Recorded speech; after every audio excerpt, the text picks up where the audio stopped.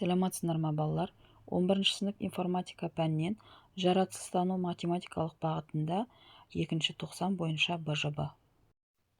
3D жобалау бөлімі бойынша 2 БЖБ. Бірінші тапсырма. Виртуалды және кеңейтілген шындық анықтамасын жазыңыз. Виртуалды шындық компьютер арқылы жасалған жасанды орта. Адам арнайы көзілдірік арқылы сол ортаға толық еніп, өзін сол кеңістікте жүргендей сезінеді.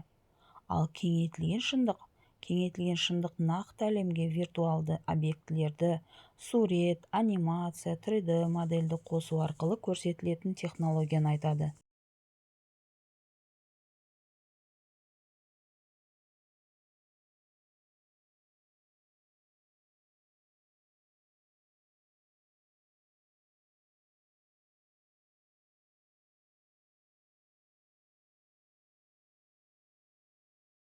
Екінші тапсырма. Виртуалды және кеңейтілген шындық мақсаттарын сәйкестендіріңіз.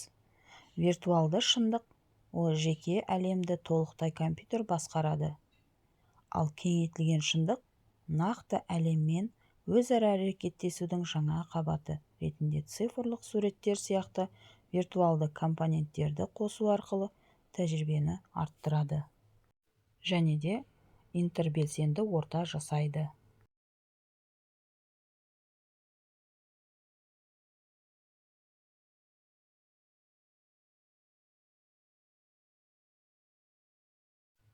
Үшінші тапсырма. Виртуалды және кеңейтілген шындықта адам өміріне әсерін көрсетіңіз. Виртуалды шындық көздің физикалық әсерінде көздің шаршауы, бас айналуын айтады екенбіз. Ал психикалық әсерде тәуелділік, эмоциялық әсерді айтады екенбіз. Ал кеңейтілген шындықта көзге күш түсуі мүмкін. Психикалық әсерінде қызығушылықты арттырады, ойлау қабілетін дамытады.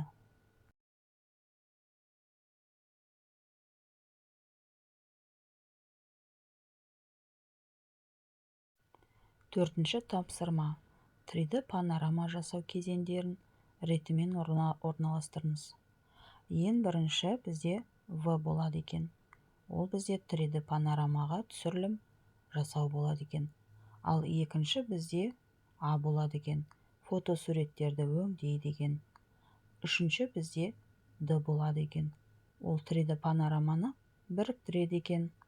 Төртінші бізде С болады екен. Графикалық файлды 3D панорамаға түрлендіруді айтады екенбіз. AIS қосымшасында панорама жасау алгоритмін толықтырып жазыңыз.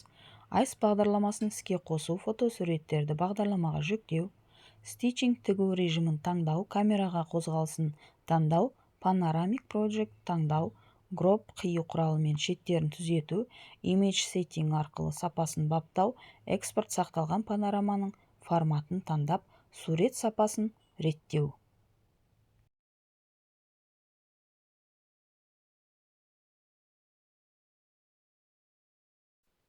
Алтыншы тапсырма. 3D панорама жасау бағдарламаларының артықшылықтары мен кемшіліктерін көрсетіңіз, кестені толтырыңыз. Фотогалерея қарапайым тегін қолдануға жеңіл, жылдам жұмыс істейді. Артықшылығы бұл. Ал кемшілігін айтатын болсақ, мүмкіндіктері шектеулі, кәсіби өңдеу аз екен. Хугин тегін панораманы өте сапалы біріктіреді. Қолмен түзетуге болады екен. Бұл артықшылығы. Ал кемшілігін айтатын болсақ, интерфейсі күрделі, жаңадан үйренушілерге қиын екен. Ал келесі бағдарламаны айтатын болсақ, Microsoft Image Composite Editor.